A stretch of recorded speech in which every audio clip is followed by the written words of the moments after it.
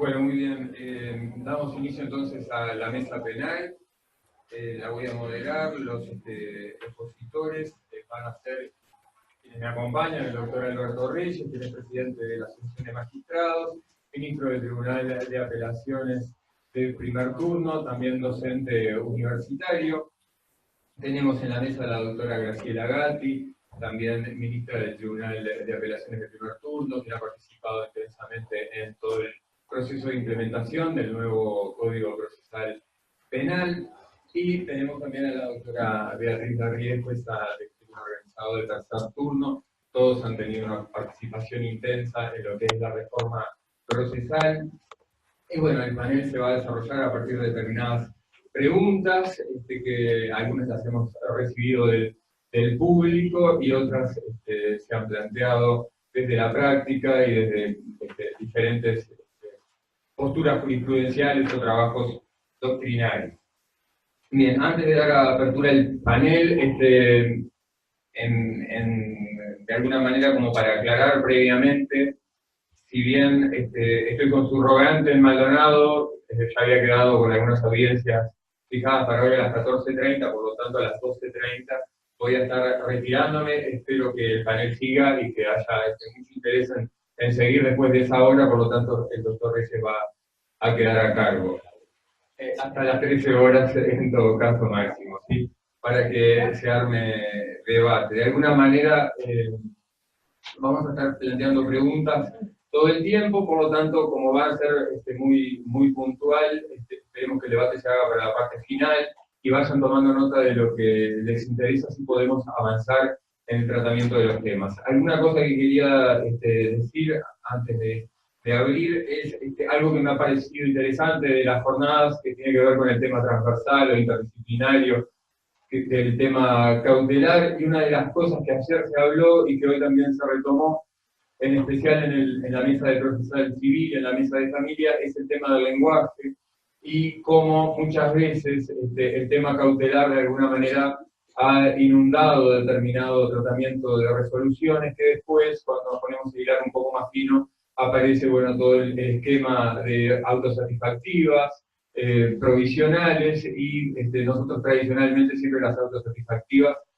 dogmáticamente las hemos inordinado, vamos a decir, en el aspecto cautelar, y bueno, me parece bien interesante que desde aquí se haya avanzado en reflexionar sobre eso y en ajustar el lenguaje técnico, el análisis del lenguaje como un aspecto de interés. Bueno, el tema de medidas cautelares en penal, básicamente las tres ya sabemos que es la acción preventiva.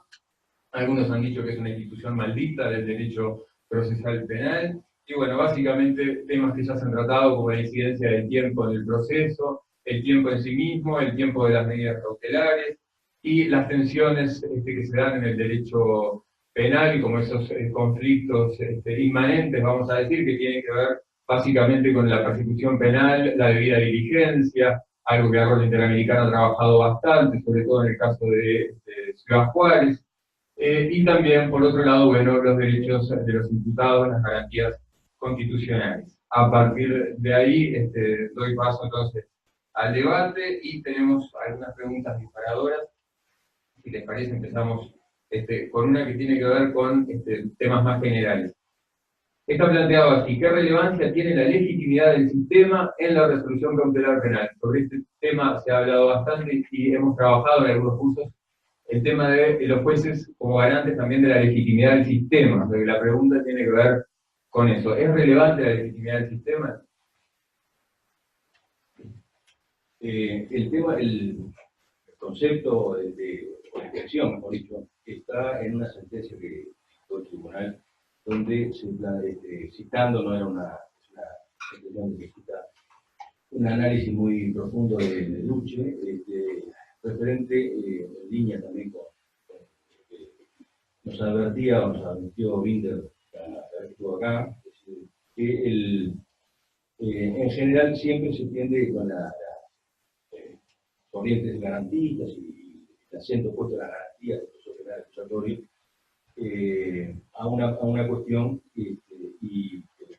pero también en el discurso de Binder y el reconocimiento que debe tenerse siempre de que un sistema penal tiene que ser entendido y aceptado por la sociedad. Entonces lo que se plantea, porque a su vez esto está también analizado en un informe de las Naciones Unidas sobre independencia judicial y prisión preventiva, se plantea una frontera bastante difícil a veces de identificar entre justamente la observancia de la preocupación de esa legitimidad, es decir, que la comprensión esté presente en parte de la sociedad, y el tema de las garantías o mejor dicho, el grito de la tribuna, es decir, cuando una prisión, concretamente, para hablar más gráfico, cuando una prisión preventiva uno percibe que es necesaria, digamos, por el tipo de delito, porque hay un contexto, etcétera, que es imposible que se espere una decisión diferente, de una manera otra distinta, o cuando esa expectativa, o luego la sorpresa que puede causar la no adopción de esa medida, responde a un retraso cultural, de estado de opinión propio que tenemos en la cultura inquisitiva. Que es una cuestión bien difícil y delicada de detectar o de ponderar cuando que estamos en un caso o en otro. Claramente, en el proyecto en la ley, en la ley 19.653, hay mucho de esto, ¿no? O mejor dicho, están las dos cosas. Por un lado, uno puede decir, va a ser equitativo, pero también había algunas situaciones que podrían, en todo caso, ser motivo de un análisis particular para ver si en realidad también estaba un poco presente esto de que, bueno, el sistema se podía llegar a legitimar por la naturaleza o circunstancias del caso concreto. O sea que no tiene una solución breve. Si me permitís, Alberto, en Binder el año pasado, cuando estuvo acá, no sé, fue el 5 o el 6 de noviembre, específicamente nos decía claramente a todos los jueces, bueno, ustedes son los custodios de la oralidad, ¿no? Como un bien fundamental del nuevo sistema. En su momento, podríamos plantearnos si los jueces también somos custodios de la legitimidad del sistema, o sea, hasta qué punto, de alguna manera, eso puede significar un salto, como dice él, del cerco del litigio, ¿no? Porque cuando estamos hablando de legitimidad del sistema, obviamente que estamos hablando de aspectos más macro, que no necesariamente pueden tener el alcance de la defensa, la fiscalía, los argumentos que puedan plantear, que pueden exceder ampliamente. Y una cosa que Binder plantea, y que parece interesante, es que el juez no gestiona intereses. Y en el curso de Chile, justamente Arruga, lo que planteaba era, bueno, pero el juez sí gestiona intereses. Entonces es como que realmente me parece que es un tema interesante para trabajar, porque realmente pareciera que algún interés gestionamos, y justamente la legitimidad del sistema parecería un interés a rescatar de alguna manera, además de la oralidad, por ejemplo, que es básico. Eso lo analiza también en el libro que publicó la Asociación Confundación, cuando habla a propósito de la pregunta, ¿no? De este tema de la comprensión del sistema, yo me acuerdo que se pregunta cómo se puede llegar a obtener, digo, obviamente que no es algo que va a llevar del cielo, algo que hay que hacer. Y él lo que plantea es lo siguiente, que tradicionalmente el juez o los operadores judiciales, ¿no? Ya se desinteresaron de este asunto, nosotros somos puros y nosotros somos los que sabemos de esto, y lo que tenemos que respetar son las normas y demás, y como que la consecuencia de determinadas decisiones es un tema que en definitiva corresponde al legislador. Y él asume como un desafío que los jueces tienen que de alguna manera conectar con la sociedad, lo aclara muy bien, eso no quiere decir pasearse por programas de televisión todo el tiempo, explicando, sino de alguna manera que él tampoco tiene clara, no sé cuál sería la manera. Buscar el acercamiento a la comprensión para que cuando se adopta una prisión preventiva, mejor dicho, cuando no se adopta, sobre todo, se entienda por qué es que no se adopte, es decir, llegar a ese estado de situación. Y él lo plantea también, incluso vinculado a una entrevista a los temas de los averiados, lo vincula con algunos casos, y con algunas penas acordadas, pueden generar, digamos, dudas sobre el sistema, pueden poner en riesgo. Es un interés, como llamaré, que es bien, de alguna manera bajándolo a aspectos concretos de la decisión cautelar, la siguiente pregunta que tiene que ver directamente con esto es, si todos los supuestos de procedencia legal de la prisión preventiva son efectivamente cautelares. O sea, cuando una cosa es lo que plantea la Corte Interamericana de Derechos Humanos, todos sabemos, dos supuestos básicos, entorpecimiento de la investigación y riesgo de fuga. Bueno, ¿qué pasa con los demás que plantea la ley? ¿Y qué pasa con este nuevo, que tiene que ver con la legitimidad del sistema, pero básicamente en general la pregunta, ¿no? O sea, ¿son todos cautelares? Bien. Existen dos posibilidades de analizar esto, ¿no? Es decir, una es desde la academia o de lo académico, en el sentido de decir, no, claro, críticamente, ¿no? Si no son, sin duda, no son presupuestos cautelares o prisión preventiva justificada cautelarmente, la que tiene que ver con el riesgo para la víctima, o con el riesgo la víctima puede tener un poco de sentido cautelar, si en definitiva la víctima puede ser prueba, no decir, fuente de prueba, fuente de información. No tendría ningún sentido cautelar, en cambio, el riesgo de reiteración en el delito o riesgo para la sociedad. Y ahí, digo, si lo analizamos así, lo que nos tienta a hacer a veces es que torpe el legislador reconoce todo lo que significa los derechos. Y hay otra consideración de tipo político, que la en ese trabajo que estamos nosotros, que es en realidad en todos los sistemas, en todo el mundo, es decir, hay una cierta dosis de transacción con la política, es decir, el derecho penal y la política son muy cercanos, mucho más que cualquier otra materia, por el ejercicio del poder, por el Estado, etc. Y porque la sociedad es lo que más ve de la justicia, porque claramente la sensibilidad está siempre presente. Entonces, sin duda que siempre hay una tendencia a tratar de acercarse a criterios procesales, pero todos sabemos la gravedad del hecho, que hay mucho que es un discurso bastante forzado para justificarlo el Instituto de la Prisión Preventiva en clave cautelar. Y esto, el desideratum para el análisis de esto es de un artículo de Perfecto Andrés Ibáñez, donde dice que en realidad, llegado el caso, bueno, que el desarrollo puede de Ferraioli, la prisión preventiva no debería ser nunca. Ferraioli dice eso, porque en realidad siempre hay una afectación del principio de inocencia. Y Perfecto Ibáñez dice, bueno, por lo menos hagamos que los jueces cuando lo adopten les generen un poquito de cosa, de conciencia, angustia, y porque la adopten la conciencia. Bien, y bueno, para cerrar este primer debate sobre prisión preventiva y cautelares, en definitiva, como corresponde esto, ¿no? La regla de la libertad es o fue siempre una farsa. ¿De qué estamos hablando? La canción de María Lynch, siempre fue una mentira. Y bueno, se depende de cómo uno se coloque, ¿no? Por lo pronto, es claramente en este sistema algo que es un valor. En el anterior no era un interés, no se consideraba, no había nada pensado en ese sentido. En el actual no es una mentira. Mentirillas hay, sí, claro, cuando se establecen indicadores como la reincidencia y demás, en algún sentido, eso tiene que ver con lo sustantivo, no con lo procesal. Pero todo tiene que ver en definitiva, con el objetivo, etc. Imposible que una prisión preventiva, sea santiguado todo desde el punto de vista procesal. En ninguna parte, yo siempre digo, en Estados Unidos, ¿no?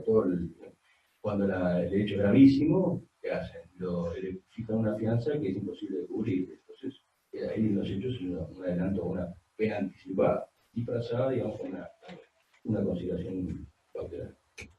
Bien, muchas gracias. Vamos a entrar un poco en la audiencia de cautelares y vamos a dirigir las preguntas a la doctora Gatti, entonces.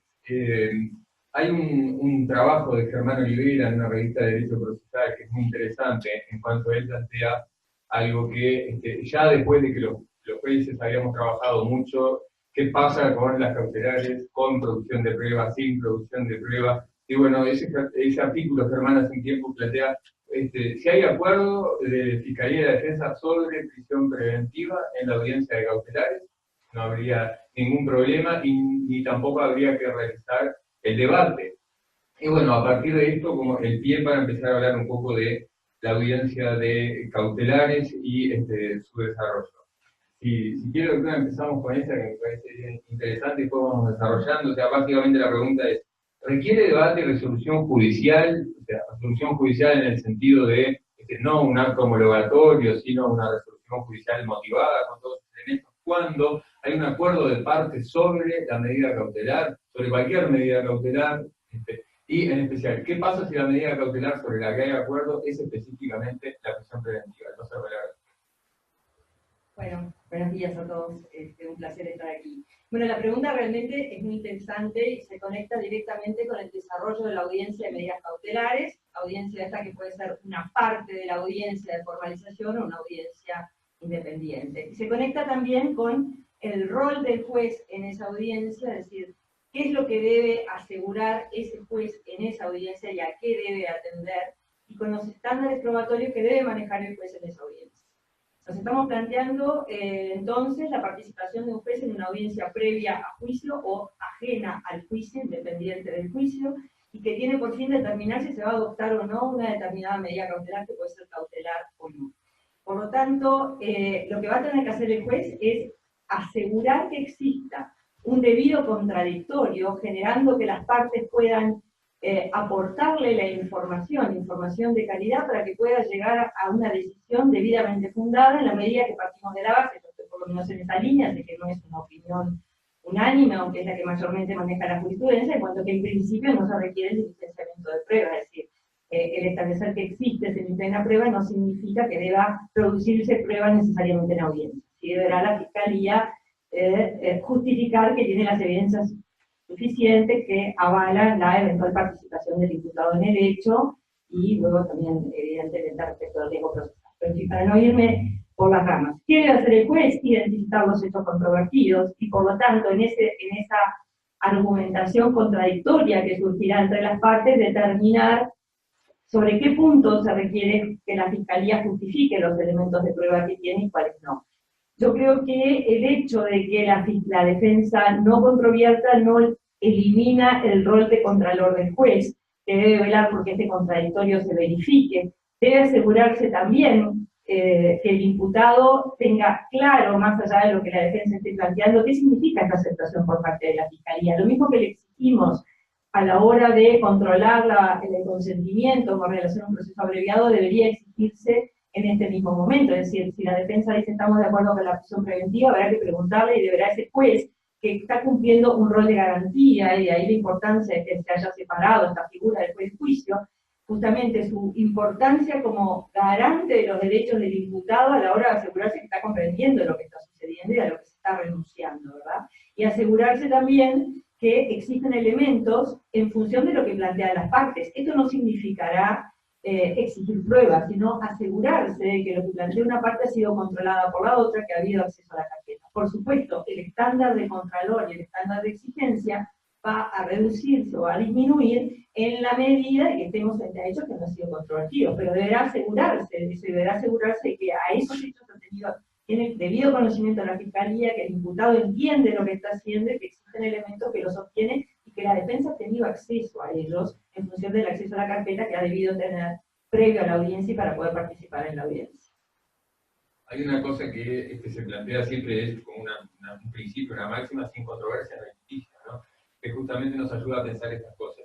Y estaba pensando justamente ahora que cuando el juez va a ingresar al juicio oral en un acuerdo probatorio, ¿no? A pesar de que las partes digan, sí, estamos de acuerdo en que fue a tal hora, fue tal día, bueno, tiene que tener evidencia de respaldo, ¿no? Entonces, justamente hay que ir en ese equilibrio, que a veces es complejo, pero está bien interesante que con los acuerdos se pueda trabajar aspectos que también no solo descomprimen el sistema, sino que le dan calidad desde la legitimidad de las partes, más allá de la decisión judicial heterónoma, vamos a decir.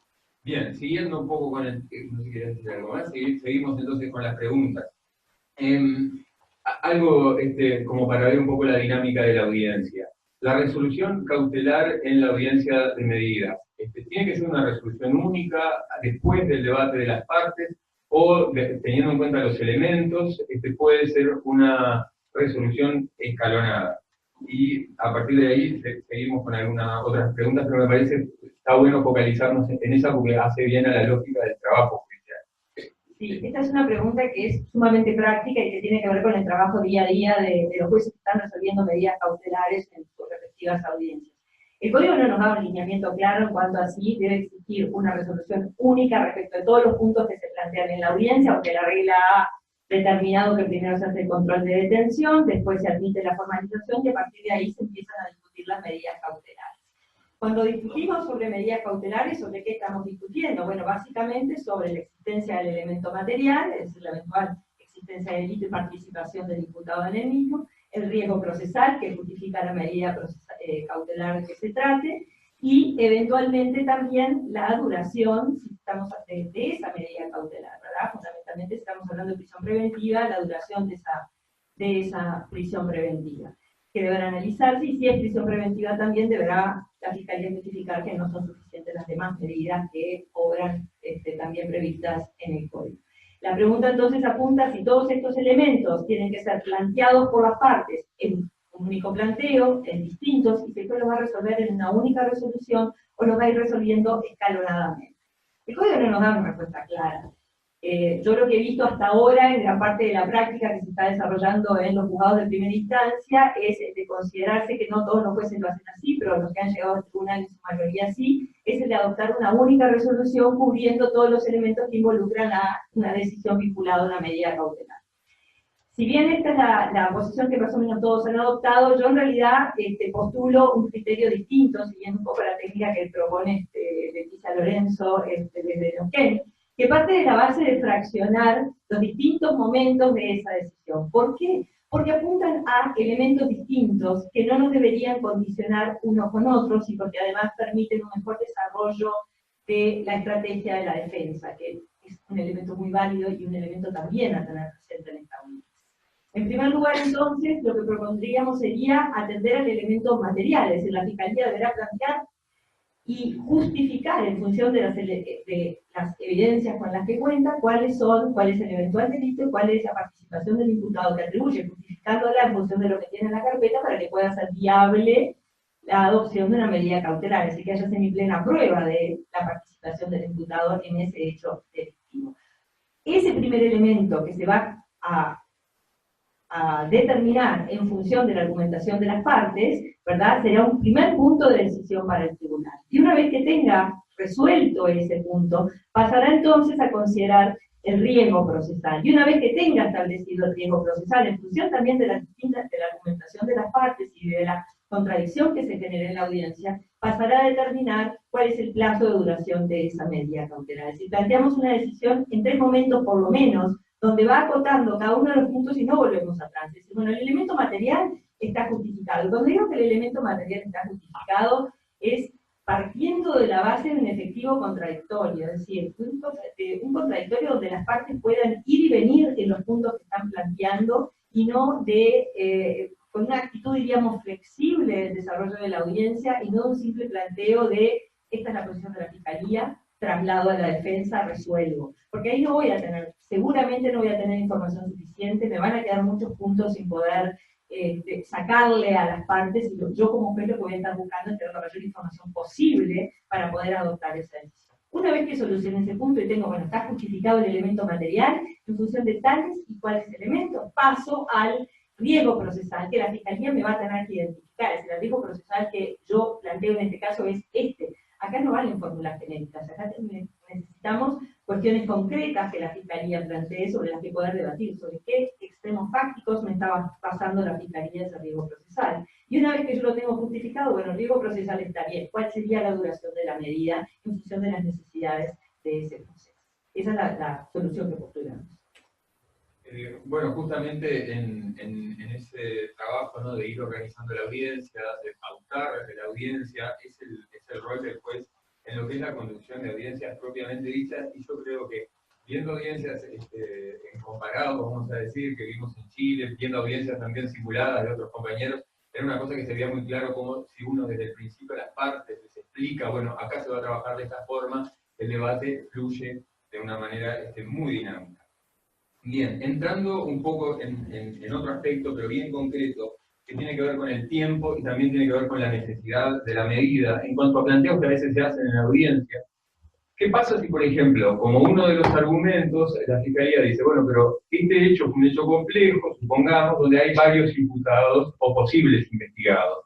¿no? Y yo a esta persona la necesito tener privada de libertad hasta que identifique y detenga a los demás partícipes del hecho. Entonces ahí como la tensión entre, por un lado, el éxito de la investigación fiscal y los derechos de un imputado. ¿Qué relevancia tiene eso al momento de tomar la decisión cautelar? Bueno, yo creo que todas las decisiones cautelares tienen que estar basadas en hechos concretos. Reitero lo que señalaba hace unos minutos, es decir, aquí no valen fórmulas genéricas que digan simplemente está acreditada la existencia del elemento material y el riesgo procesal, por lo tanto, dispongo la prisión preventiva de fulanito por tanto tiempo. Es decir, ¿en función de qué está ese elemento material? ¿En función de qué está contenido ese riesgo procesal? Yo creo que la hipótesis que plantea Diego tiene que ver con un eventual riesgo de frustración o entorpecimiento de la investigación. Es bastante cuestionable este caso, porque acá estamos poniendo al imputado en una posición bastante incómoda de disponer de su prisión preventiva para favorecer el perjuicio a los otros imputados, partiendo de la base que el imputado no tiene ninguna obligación de hacer prueba a favor del proceso. Yo creo que la solución no puede ser genérica, ni puede ser una fórmula. Toda vez que me falte identificar a los demás imputados, es válido para disponer la prisión preventiva. Lamentablemente no puedo dar una respuesta más concreta que decir esto es caso a caso, y en función de que la gravedad de los hechos, la necesidad de investigación, la posibilidad de éxito de la Fiscalía, la cuestión concreta que la Fiscalía me plantee, porque quizás puede ser, mire, lo tengo para detener dentro de 2 o 3 días, ya tengo elementos, estoy próximo a lograrlo, eso es una cosa. Yo puedo estar dispuesta a decir, bueno, ¿sabe qué? Disponemos una prisión preventiva por 5 días, tome esas medidas, nos volvemos a reunir en una audiencia y vemos qué hacemos después. Eso es una cosa. Otra cosa es decir, bueno, participaron en la rapiña 3 personas, identificamos a uno, hay 2 sujetos no identificados, como suele suceder en muchos de nuestros expedientes, o en nuestros casos ahora, no expedientes, y me falta identificar a 2 y por las dudas, pues algún día los agarro, yo quiero la prisión preventiva del imputado. Creo que ahí estaríamos totalmente fuera de poder fundar en hechos concretos una posibilidad de que me viabilice una prisión preventiva de esta hipótesis. O sea que, lamentablemente, la única respuesta que puede dar es, hay que verlo caso a caso, hay que analizarlo en función de este balance que hay que hacer entre los derechos de este imputado y las necesidades de la investigación, y acotado a lo estrictamente necesario, y en función de lo que se pueda fundar razonablemente en esa audiencia. Muchas gracias, Graciela. Parecería justamente que la lógica del nuevo sistema tiende a que hay que trabajar los casos con libertad y sin cláusulas genéricas, preconceptos muy dogmáticos o también preceptividades, ¿no? Y justamente lo que hemos estado debatiendo en el panel es pensando que nada es preceptivo, que todo se puede discutir, que todo tiene base en la evidencia, en la oralidad y en la normativa. Y quiero dirigir el debate a la doctora Beatriz Darrié, a ver qué pasa después del artículo 7 de la ley 9653, que modificó el Código del Proceso Penal originario, bueno, originario el que entró en vigencia, vamos a decir, después de muchas idas y venidas, pero en definitiva, ¿qué pasa con la prisión preventiva? ¿Hay preceptividades? ¿Hay algo preceptivo para la resolución judicial en el marco de la modificación? Y le paso la palabra entonces a la doctora Darrié. Buenos días. Bueno, todos sabemos que a partir de la vigencia del Código, la prisión preventiva modificó su naturaleza. Se utilizaba en los hechos como pena anticipada y pasó a tener una naturaleza estrictamente cautelar. Si bien algunos supuestos, como ya decía el doctor Reyes, no son estrictamente procesales, la concepción de la prisión preventiva es para asegurar los fines del proceso, la investigación y evitar la fuga del imputado. Expresamente, además, el artículo 223 decía, en ningún caso la prisión preventiva será preceptiva. Bueno, a partir de la ley 19.653, justamente el artículo 7 modificó ese artículo 223, suprimiendo la frase que nunca será preceptiva. De cualquier manera, de la interpretación de las demás normas, en algunos casos no fueron modificadas, entiendo, discutido en la mesa de juicios penales, que no sería preceptivo para el juez imponer la prisión preventiva. En primer lugar, el 224 mantiene la expresión que el tribunal podrá decretar la prisión preventiva. Y el 224.3 es el que impone sí que para el Ministerio Público, casos previstos en el segundo, será preceptivo la solicitud. ¿Cuál fue la modificación que introdujo esta ley en el régimen de la prisión preventiva? El artículo 2004.2 consagra una presunción. Se establece que se presumirá que existe riesgo de fuga, ocultamiento, entorpecimiento de la investigación o riesgo para la seguridad de la víctima y de la sociedad cuando el imputado posea la calidad de reiterante o reincidente y se le impute uno de los delitos que prevé la norma, que bueno, como ustedes saben, son delitos lógicamente graves. En caso de que ocurran esas dos circunstancias, calidad reiterante o reincidente y imputación de uno de esos delitos, será preceptivo para el Ministerio Público la solicitud de prisión preventiva.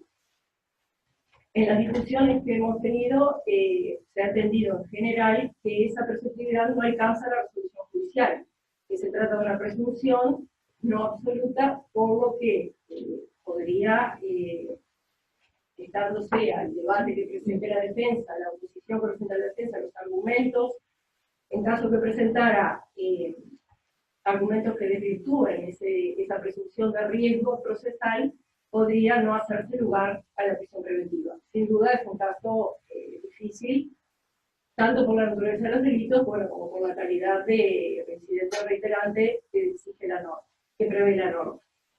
De cualquier manera, habían algunos puntos que podrían dar lugar a la discusión. Por ejemplo, hay una posición del doctor Abay que entiende, o sea, harían determinar cuándo el imputado reincidente o reiterante, si alcanza una condena previa o un proceso previo, o sería necesario 2 condenas anteriores para que ya tenga la calidad de reincidente. La posición del doctor Abay la planteó en la jornada de Derecho Procesal del año pasado, está expuesta en el libro de la actividad. Creo que no es una posición mayoritaria, pero bueno, es un elemento como para pensar y discutir, sobre todo visto del lado de la defensa, que puede ser un argumento para manejar a los efectos de que no opere esta presunción. Otro punto para señalar es que este punto 2 refiere a varios riesgos procesales.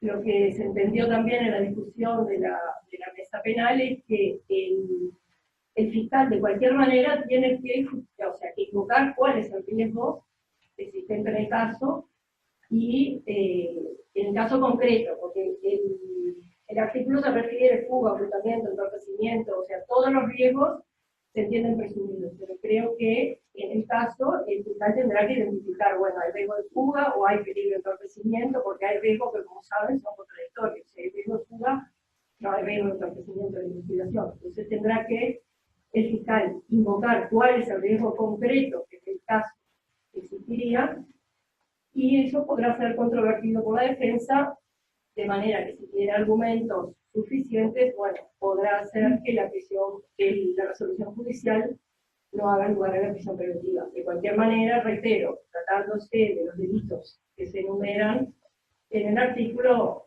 creo que en los hechos va a ser difícil que no se disponga la prisión preventiva en estos casos. Doctora Garrigue, hablando entonces de la facultad judicial, en ese sentido del podrá que dice el artículo, pensando en el sentido inverso, no hacia la prisión preventiva, sino en contra de la prisión preventiva. ¿Hay posibilidades de adoptar por parte del órgano judicial medidas aflictivas sin solicitud, medidas menos aflictivas, medidas limitativas de la libertad, pero menos aflictivas que la prisión preventiva, cuando la defensa perfectamente puede decir, niego todo, vamos a decir, me opongo a todo, y no ofrece ningún tipo de medida, entendiendo que eso podría, de alguna manera, desacreditar su estrategia argumentativa? Claro. Yo entiendo que no, o sea, en virtud de un proceso adversarial, el principio acusatorio y de principio de congruencia, el juez resuelve el litigio planteado entre las partes. Dependerá también de la estrategia de la defensa en este caso. Se pide una prisión preventiva y la defensa niega el riesgo procesal, la existencia del riesgo procesal, no hay o sea, la defensa no plantea otra medida sobre la prisión preventiva, entiendo que el juez no puede incorporar un elemento que no fue manejado por la defensa y respecto de la cual la defensa no tuvo oportunidad de contradicción. Sí, ante la solicitud de prisión preventiva, la defensa acepta, por ejemplo, el riesgo procesal, pero sugiere, o sea, acepta el riesgo procesal, pero controvierte la proporcionalidad de la prisión preventiva y sugiere una medida menos afectiva, ahí sí sería posible que el juez la fije. En principio, en caso de que la defensa niegue el riesgo procesal, entiendo que el juez debe resolver sobre el litigio que es prisión preventiva o nada. Pero bueno, eso entiendo que puede ser discutido. Bien, muchas gracias. Focalizándonos un poco más en el tema de las presunciones de riesgo, el tema también del desahogo de prueba o no, quiero consultar específicamente al doctor Reyes. En cuanto a las inconstitucionalidades, algo que ha generado bastante movilización en el ámbito judicial y jurídico. Y un bloque de preguntas al respecto. En primer lugar, algo que se discutió mucho, que la Suprema Corte tiene decisión, la prisión preventiva sin ningún tipo de desahogo de prueba, ¿es inconstitucional? Bien, con anterioridad a la sentencia de la Corte, muchos recordamos que era una constante en todas las actividades sobre el proceso, la discusión sobre este punto, y hubo incluso mucha controversia entre los jueces, etc. Y en este lugar, en esta sede de la asociación, se invitó incluso a expositores extranjeros para tratar de ver si esto era así, buscando acercarnos a la comprensión de la forma como se llega a la verdad del sistema acusatorio adversario.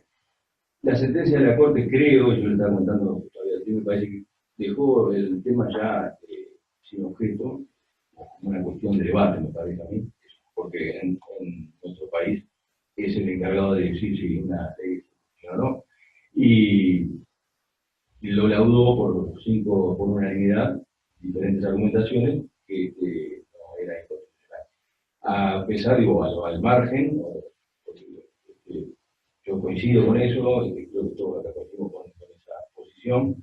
En línea, me parece con la argumentación de la doctora Mipiel, y que hay un trabajo de pasar lo que cita y habla de el principio de inocencia fuerte y el principio de inocencia débil, que está muy bueno, y como que es una cuestión superada, al punto que en la última oportunidad que me acuerdo que me tocó compartir con Eco Naval, que teníamos algunas discusiones muy fraternales, pero intensas, él se conformaba con la carpeta, el acceso del juez a la carpeta, y decía que ahí ya incluso que con el parte policial se tenía que por lo tanto, él dio una batalla hasta el último momento con el tema de que se impusiera las modificaciones estas, una norma, la obligación de que el juez diera la carpeta.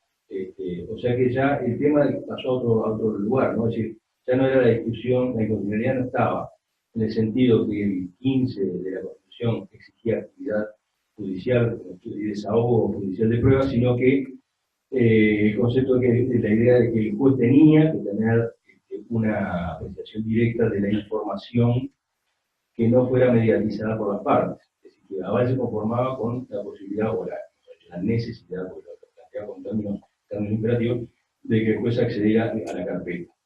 O sea que ya no le importaba una evolución. Él dio mucha batalla para que la norma se incluyera, y no. Yo sé que es una cuestión que me parece ya. No. En la práctica ya antes no, antes no era problema, y eran los argumentos, capaz que no era muy bueno, pero que en la práctica no tenía problemas, es decir, que la defensa pocas veces pedía prueba policial. Desde el punto de vista yo remito por la brevedad del tiempo a la sentencia, la lectura de la sentencia 667 del 2018, donde digamos, la argumentación está muy buena, todas las argumentaciones, yo prefiero, coincidimos en la línea de la doctora Miguel, está muy bien. Bien, siempre en ese caso, ese punto justamente, el tema del acceso del juez a la información por fuera de las partes, ¿no? es un tema bien político, desde el punto de vista político sistemático, ¿no? Que habla mucho de los republicanos, de lo que hablábamos al principio del panel cuando empezamos haciendo algunas reflexiones sobre el Inter. Siguiendo en el marco de la inconstitucionalidad, una pregunta bien concreta que tiene que ver con también fallos de la Suprema Corte sobre el efecto no suspensivo de la excepción de inconstitucionalidad cuando se han pedido por parte de la Fiscalía o se está trabajando en la decisión de medidas cautelares.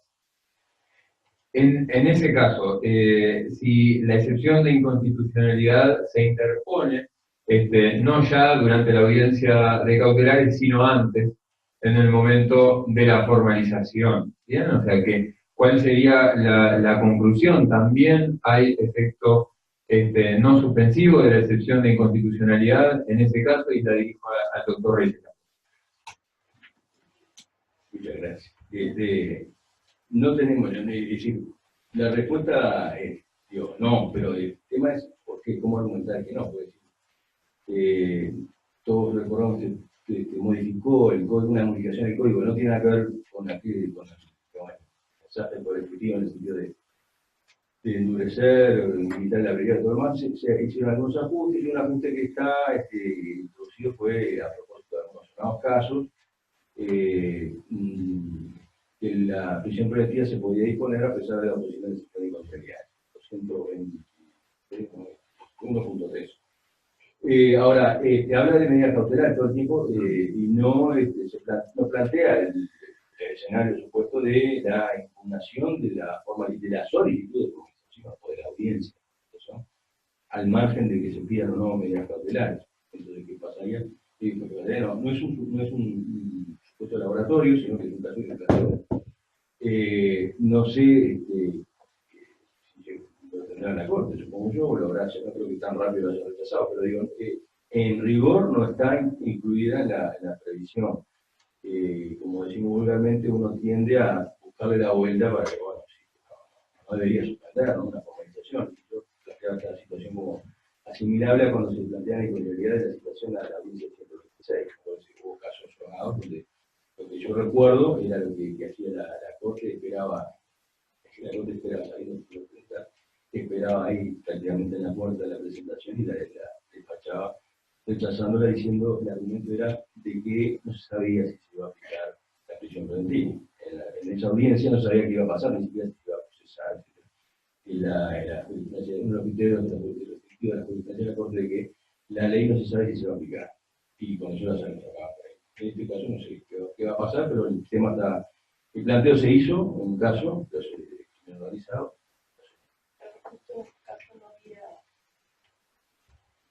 El planteo se hizo con anterioridad de la audiencia de formalización.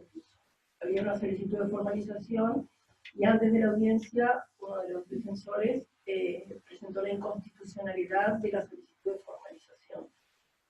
No era mío el caso, no sé, pero sé que lo que sí sé es que en ese caso no se pedían medidas. No, te digo, pero entonces, en ese caso, ¿qué pasaría? ¿Suspende, no suspende? ¿Suspende la formalización?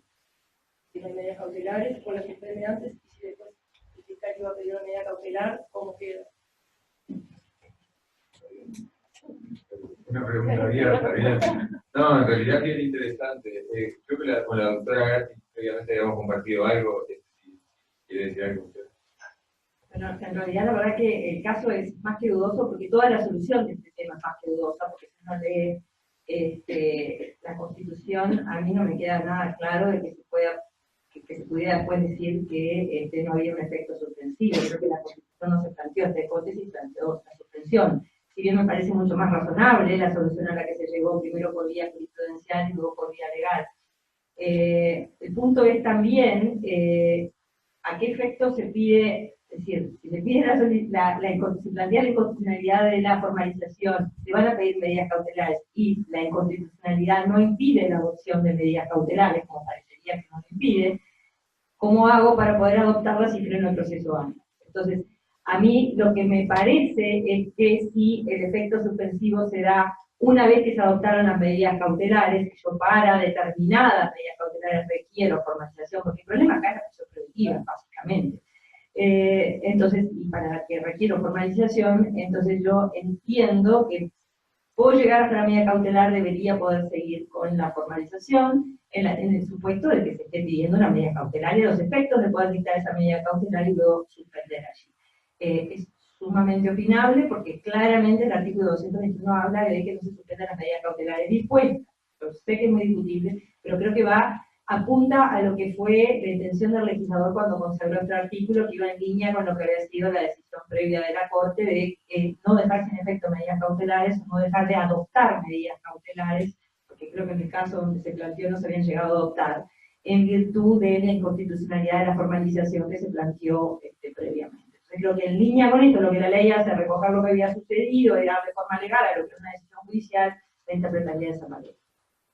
Hay una pregunta teórica que está rondando en lo que planteaban en el panel, y la doctora Gatti también, es preguntarnos qué es la Constitución en definitiva. En una sociedad, ¿qué es una Constitución? ¿Es un texto o es una práctica institucional compleja que tiene que ver con decisiones básicamente del Poder Judicial, del Poder Legislativo? Los autores norteamericanos realistas decían que la Constitución era un pacto entre 5 caballeros, que básicamente eran los ministros de la Corte Suprema estadounidense, o sea, lo que la Corte Suprema dijera en definitiva iba a ser la Constitución. Y en este tema también parece muy interesante las comunicaciones entre el Poder Ejecutivo, el Poder Legislativo y el Poder Judicial. Cómo el Poder Judicial toma una decisión que realiza un trabajo desde lo constitucional, porque de alguna manera citaba a Sarlo, doctor Reyes, pero citando a Sarlo perfectamente podríamos decir que la Corte modificó la Constitución a través de una sentencia. Y bueno, como después el legislador en esa comunicación institucional a través del artículo 221.3, que estamos analizando, ratifica de alguna manera legalmente una decisión que la Corte había tomado como intérprete de la Constitución en sede de inconstitucionalidad y ahora el legislador como intérprete también de la Constitución en sede de interpretación auténtica. Bien, seguimos con algún otro punto. Bien, vamos a pasar primero al tiempo, al plazo de la prisión preventiva, que había una pregunta planteada desde los asociados, y después vamos a ir al cese de la prisión preventiva, y creo que ahí yo los voy a estar abandonando por hoy. Bien, la pregunta en concreto para la doctora Gatti: el plazo de la prisión preventiva debe ser un plazo breve, sujeto a posible extensión, debe ser un plazo largo, sujeto a revisión periódica siempre o no. Esa sería la pregunta y paso la palabra a la doctora Gatti. Bueno, yo creo que para determinar cómo debe ser el plazo para la prisión preventiva, partimos de un primer supuesto en el que, gracias a Dios, estamos todos de acuerdo hoy, es que la prisión preventiva debe tener un plazo. Si nosotros revisamos el código no lo dice, no lo exige, pero la jurisprudencia ha sido muy clara desde el día 1 en este sentido, en fijar medidas cautelares, y no solo la prisión preventiva, todas con plazo. ¿Por qué? Porque la medida cautelar es un instrumento que cumple una determinada finalidad. La finalidad es permitir que el proceso se desarrolle, que el individuo no se fugue, y que el proceso pueda desarrollarse adecuadamente. Entonces, primer punto que ya lo tenemos zanjado, por suerte ya no se discute, las medidas cautelares requieren un plazo. La pregunta lo que plantea es de dónde debemos mirar ese plazo. Si plazos breves, sujetos a posible extensión en función de que se mantengan las necesidades que dieron lugar a la adopción de esta medida, o que surjan otras, porque todo esto es revisable en el decurso del proceso, en definitiva, pero todo deberá ser justificado en debida forma por quien lo plantee, o una prisión preventiva con un plazo más largo, más extenso, o quizás sin fijar un plazo concreto, pero sujeta a revisión. Yo entiendo que es mucho más adecuado el fijar, pero esto es muy particular, personal por lo menos, fijar prisión preventiva sujeta a un plazo que tiene que ser razonable y adecuado a las necesidades para las que se impone esa medida cautelar. Si yo estoy pensando en una medida cautelar, una prisión preventiva, porque tengo que asegurarme que el imputado no me vaya a amenazar a un testigo, resulta que ese testigo le voy a tomar declaración como prueba anticipada porque se me va a ir del país dentro de 5 días, por lo tanto la extensión de esa medida cautelar solo se justifica en función de ese plazo que yo necesito a esos solos efectos. Ahora, si lo que yo tengo que asegurar es que el sujeto no se fugue para que esté durante el proceso y eventualmente después cumpla la condena, entonces eventualmente voy a tener que considerar quizás un plazo más largo que me permita cumplir todos esos actos procesales razonablemente.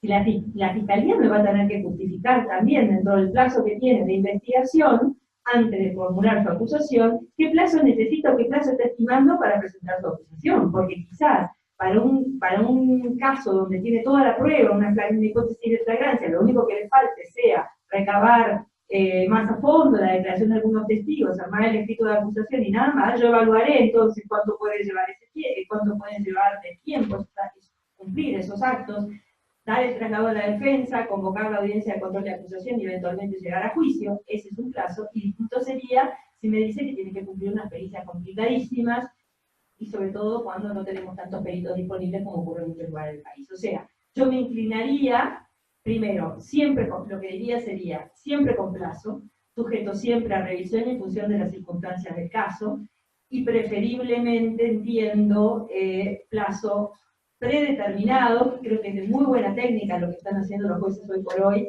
que están disponiendo un plazo de tantos días que vencería tal a hora tal, no hay duda, no hay discusión, y esto genera seguridad para todas las partes, hasta para la cárcel cuando tiene que cumplir con esa libertad, luego se cese de medida cautelar. En la medida que haya revisión periódica, no sería tampoco tan cuestionable un plazo indeterminado, pero siempre genera el riesgo de que esta revisión después no se proceda o que el criterio para la revisión baje en el estándar de exigencia. Por lo tanto, me parece mucho mejor la solución contraria. Bien, gracias. Sí, adelante. No, en cuanto al plazo, no sé si acá hay defensores. Sí, ahí. Bueno, si bien no está establecido, como decía Graciela, legalmente, creo que es la propia defensa, el ejercicio del contralor que hace de la petición fiscal, la que tiene derecho a exigir un plazo en función de la investigación, de las necesidades de la medida.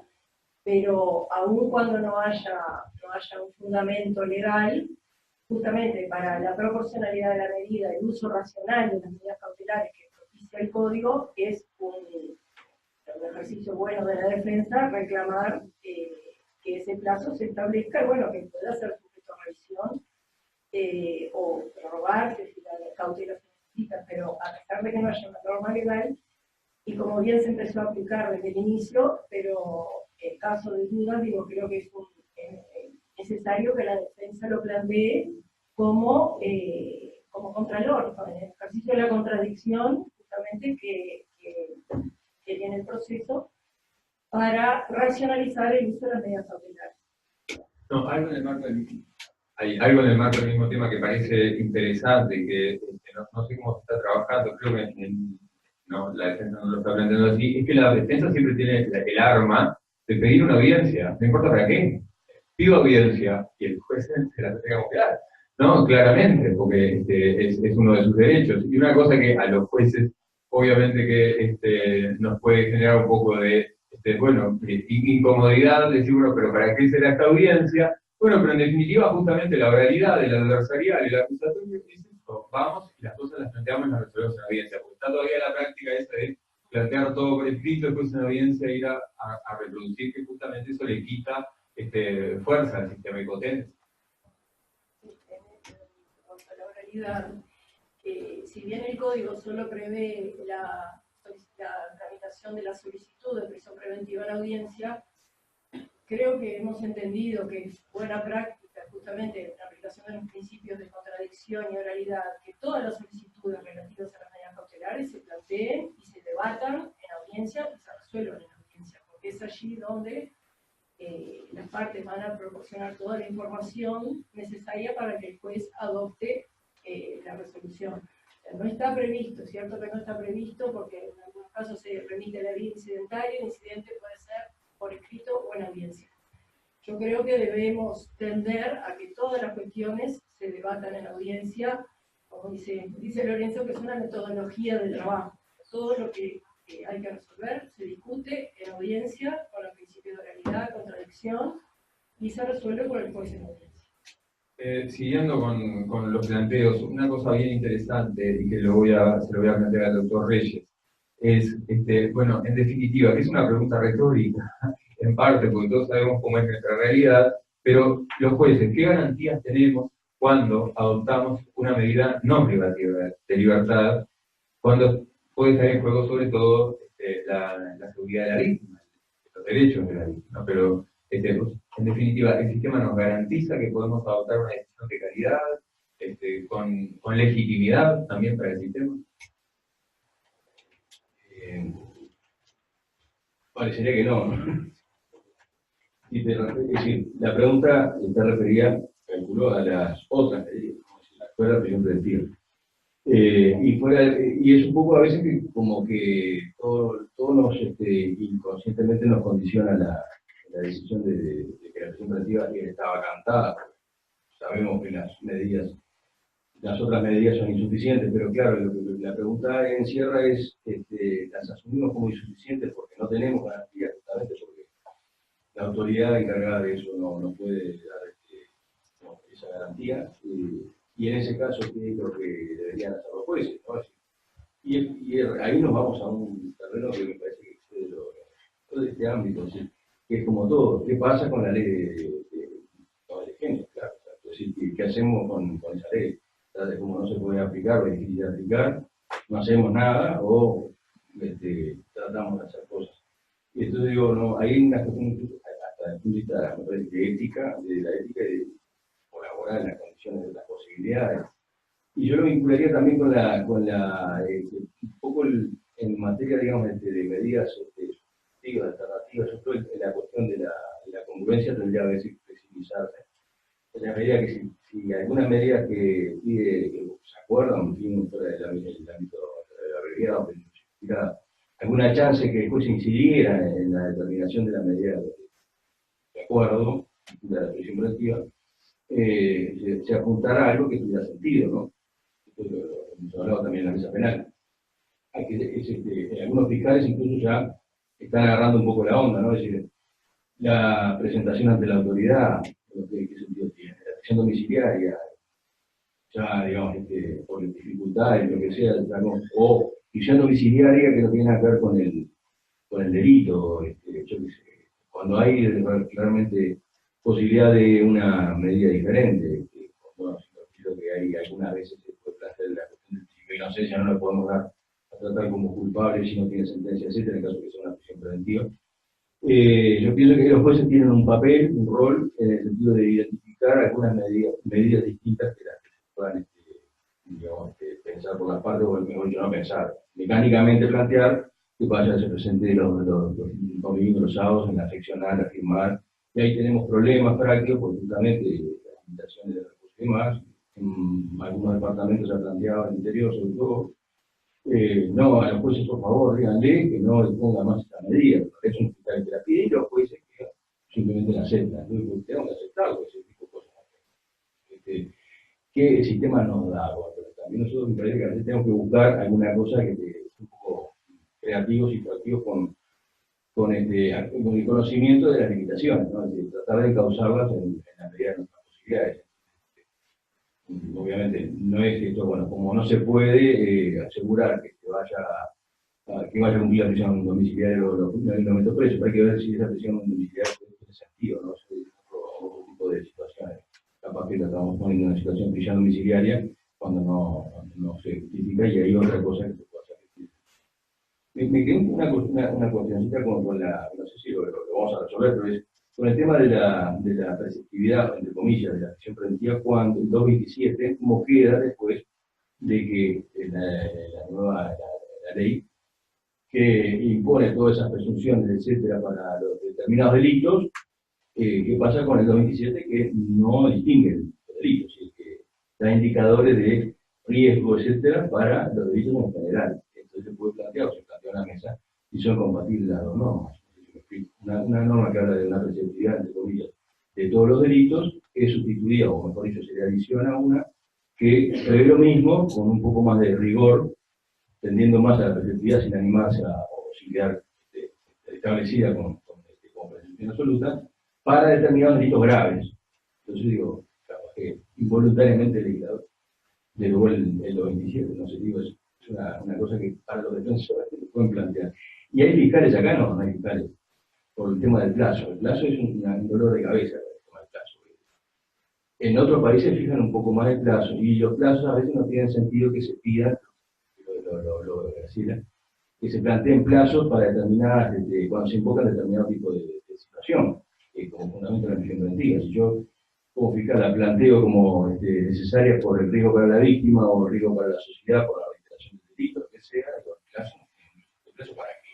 El plazo se supone que es para completar la investigación, que no se frustre la prueba, que no se... Pero digo, a veces el fundamento que plantea la Fiscalía para la prisión preventiva no tiene nada que ver con plazo. Y la propia Fiscalía, los propios fiscales se ponen, digamos, como es la espada de Damocles, porque plantean un plazo, quizá el juez se lo baja un poquito y después están discutiendo o recurren la prórroga sobre el un día antes que se vence. Y tenemos situaciones de falta de objeto en segunda instancia por este tema de los plazos, pero digo, no es para que los jueces que están acá hagan nada, digo, simplemente para que otros operadores, básicamente los fiscales. En la misma línea, porque en realidad lo hemos discutido mucho en el tribunal, porque es un gran problema que se nos plantea cuando llegan medidas cautelares para que las resolvamos en segunda instancia con plazos vencidos o cuando queda un día o dos para resolver, porque se fijaron plazos muy acotados. El tema es ver en función de cuál es el motivo por el cual estoy pidiendo esta medida cautelar y adecuarla a qué plazo. Si es para una prueba o una medida concreta, obviamente se va a tener que limitar el cumplimiento de esa actividad concreta para la cual requiera la medida. Si se trata de un peligro para la sociedad, entonces yo lo que voy a tener que mirar ya es otra cosa. Porque yo estoy pensando no en caer en una prisión preventiva indefinida, porque eso termina siendo un adelanto de pena. Lo que voy a tener que pensar es cuánto tiempo me va a llegar a juicio y tener ese juicio resuelto, pero que es otro el plazo que tengo que mirar, lo que no quiere decir que no haya plazo. Lo que sucede es que lo voy a tener que fijar en función de otros parámetros, en definitiva. Disculpen que es una discusión muy interesante. Sí, al otro me tengo que ir, como había anunciado. Les agradezco por haber estado en el panel. La verdad que fue un placer integrarlo con ustedes. Está espectacular la discusión y creo que van a tener un debate muy intenso. Después hay alguna pregunta ya acercada, pero después acercamos el micrófono para que la hagan personalmente. Así que bueno, los dejo en las mejores manos. El doctor Reyes sigue con la moderación y en el cierre le va a hacer todos los agradecimientos de arriba. Muy bien, bueno, muchas gracias.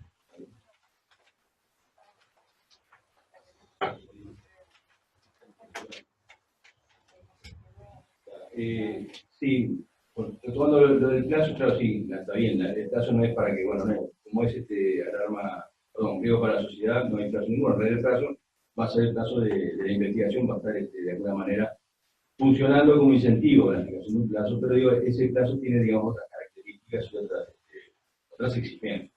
Y se nos ha planteado también una situación que pasa con las prórrogas cuando ha recaído condena, se ha apelado. O ha recaído absolución y apela a la Fiscalía. ¿Quién resuelve también? Es decir, el tema de competencia, pero además el tema de la Fiscalía. En alguna oportunidad a mí me llegó como que se tenía como criterio que la prisión preventiva cuando había condena se prorrogaba automáticamente, lo cual no estaría correcto. Ahora, también nos plantea nosotros como una cuestión de cierto interés, ¿qué pasa cuando la condena es una pena altísima y la apelación es no tan alta? Porque esa persona va a permanecer en libertad, cualquiera sea el resultado de la apelación y de la casación eventualmente. En ese caso, hay que pedir también igual la prórroga de la medida cautelar. En principio parecería por las dudas que sí, pero es en realidad la prisión de libertad, en la apelación de libertad en esos casos, cuando hay condena y lo que se apela es el monto de la pena, esa privación de libertad, el título de esa privación de libertad, en realidad no hay posibilidad de realizar eso, salvo que explote el proceso, lo declare nulo y una situación absolutamente inesperada.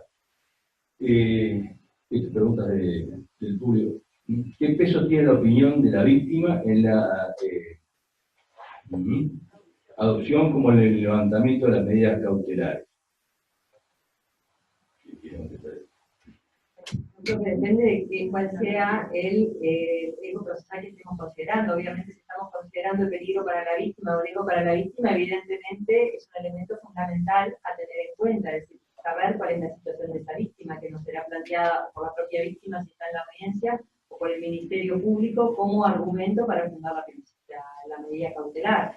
En otro ámbito se la escuchará y nada más, no tiene ninguna decisión que obligue, ninguna posición que pueda obligar al tribunal. Tampoco lo obliga cuando el peligro es el peligro para la víctima, pero sí le va a aportar insumos e información que necesariamente el juez va a tener que manejar. Creo que ahí es donde llegaría.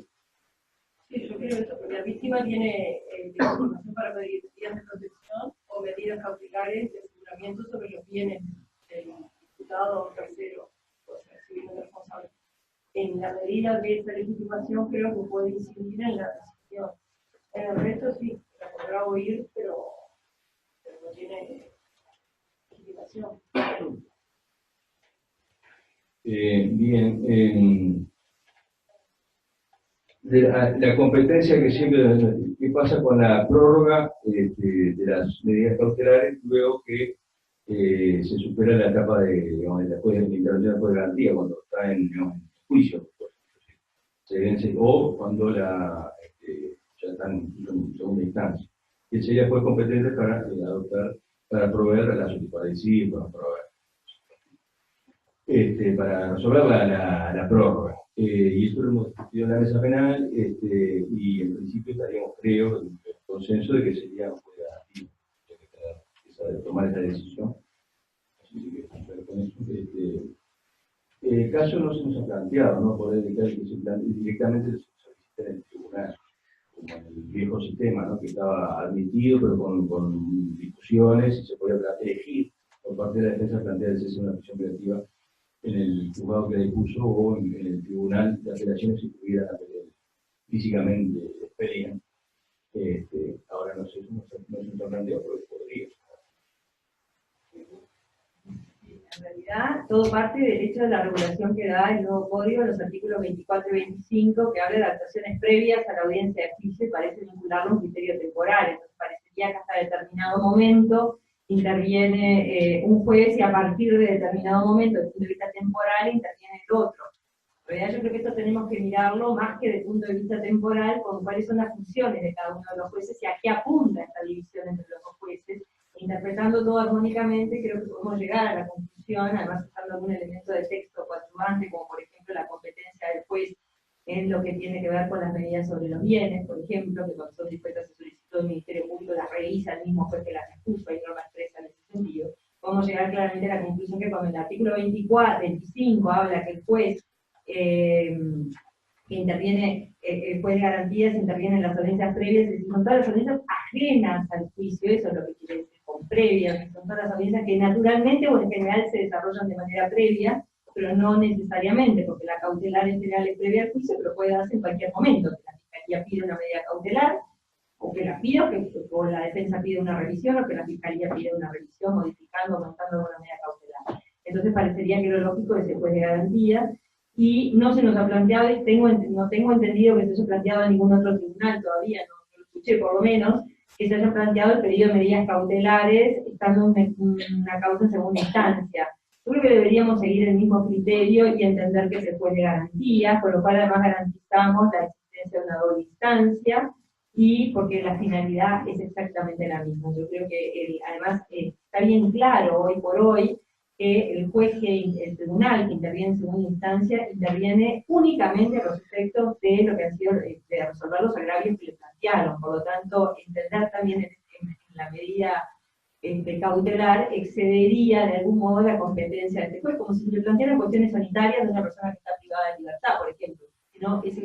Empieza a acumular competencias que en realidad son propias del juez de garantía. Pero no hay texto claro en eso, y por lo tanto hay que hacerlo como un desarrollo de lo que son los principios y los roles de cada juez a lo largo del proceso.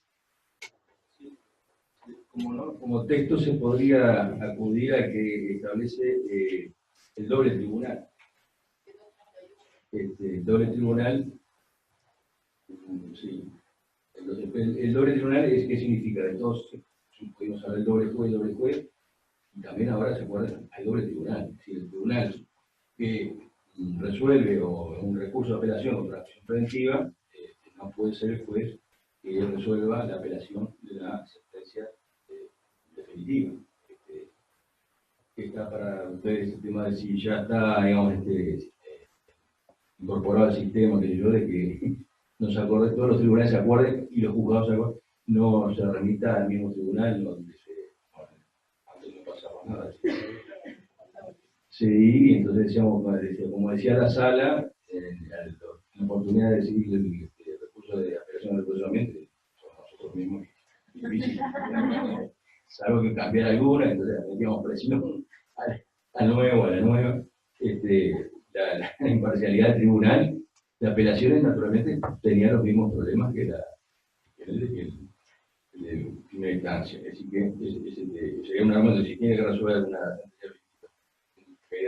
quedaría inhibido y se distorsionaría la distribución de los casos, etcétera.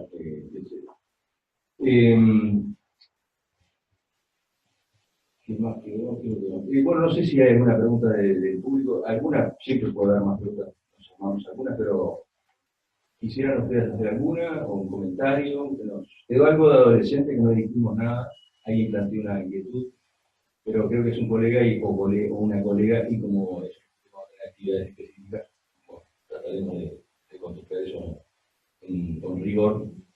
Y era general, además, el tema de la prisión preventiva en adolescentes tiene una particularidad con la preceptividad en determinados casos, que ahí sí no, la preceptividad es de texto y está decidida de manera clara, y cómo se resuelve en esos casos, qué es lo que hacen los jueces, si desaplican en base a control de constitucionalidad o no.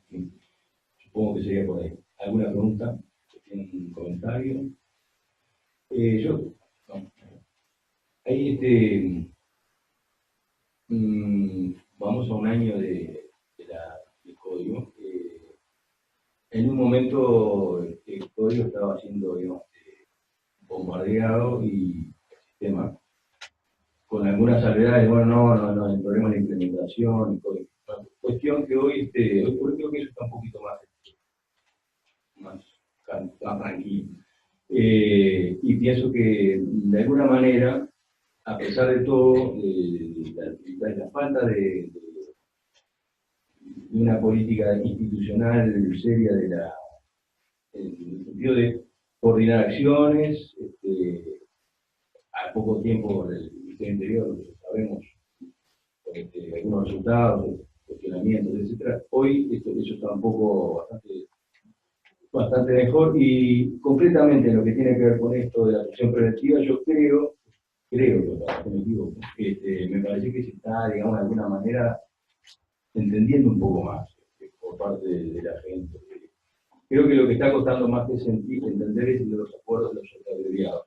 La prisión preventiva, cuando uno escucha a los noticieros, le dieron no sé qué, 120 días, como yo pensé, antes de 120 días, la gente iba a quedar como loca, o prisión domiciliaria, o libertad vigente. Digo, yo no siento mucha resistencia con eso. Lo que sí veo con los términos de la duración de las penas acordadas.